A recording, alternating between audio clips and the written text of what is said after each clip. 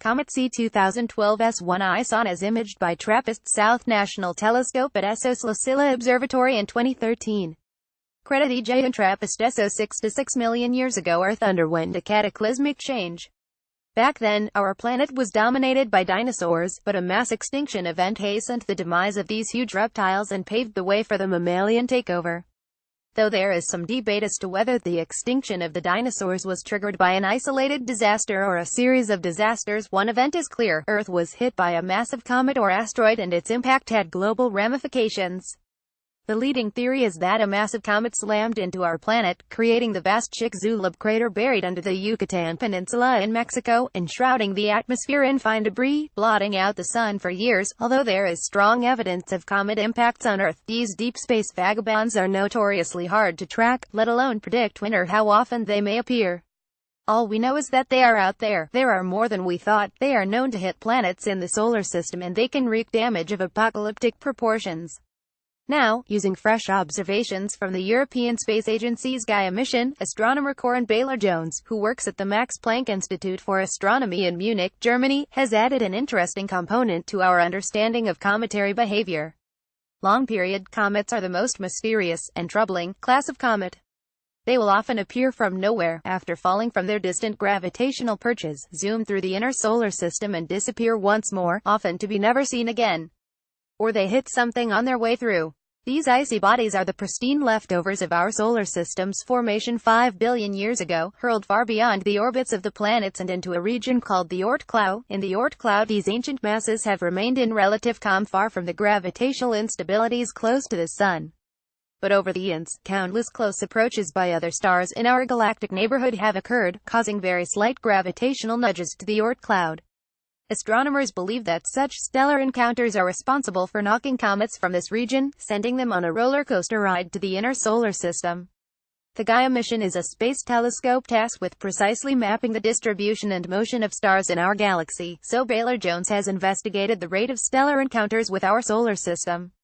Using information in Gaia's first data release DR1, Baylor-Jones has published the first systematic estimate of stellar encounters. In other words, he's estimated the flow of stellar traffic in the solar system's neighborhood. And the traffic was found to be surprisingly heavy. In his study, to be published in the journal Astronomy Astrophysics, Baylor-Jones estimates that, on average, between 490 and 600 stars will come within 16.3 light-years 5 parsecs of our Sun, and 1924 of them will come within 3.26 light-years 1 parsec every million years. According to a press release, all of these stars will have some gravitational effect on the solar system's Oort cloud, though the closest encounters will have a greater influence. This first Gaia data release is valid for 5 million years into the past and into the future, but astronomers hope the next data release DR2 will be able to estimate stellar traffic up to 25 million years into the past and future. To begin studying the stellar traffic that may have been responsible for destabilizing the dinosaur-killing comet that hit Earth 66 million years ago will require a better understanding of the mass distribution of our galaxy and how it influences the motion of stars, a long-term goal of the Gaia project.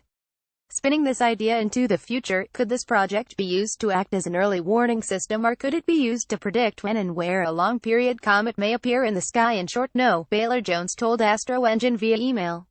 Some close stellar encounters will for sure shake up the Oort cloud and fling comets into the inner solar system, but which comets on which orbits get flung and we cannot observe. He argues that the probability of comets being gravitationally nudged can be modeled statistically, but this would require a lot of assumptions to be made about the Oort cloud, a region of space that we know very little about. Also, the Oort cloud is located well beyond the Sun's heliosphere and is thought to be between 50,000 and 200,000 astronomical units, where 1 astronomical unit is the average distance between the Sun and the Earth away, so it would take a long time for comets to travel from this region, creating a long lag time between stellar close approach and the comet making an appearance.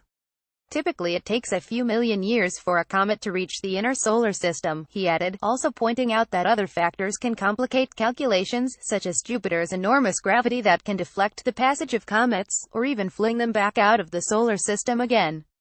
This is a fascinating study that goes to show that gravitational perturbations in the Oort cloud are far from being rare events. A surprisingly strong flow of stellar traffic will constantly rattle otherwise inert comets, but how many are dislodged and sent on the long journey to the solar system's core remains a matter for statistics and probability. Originally published on astroengine.com.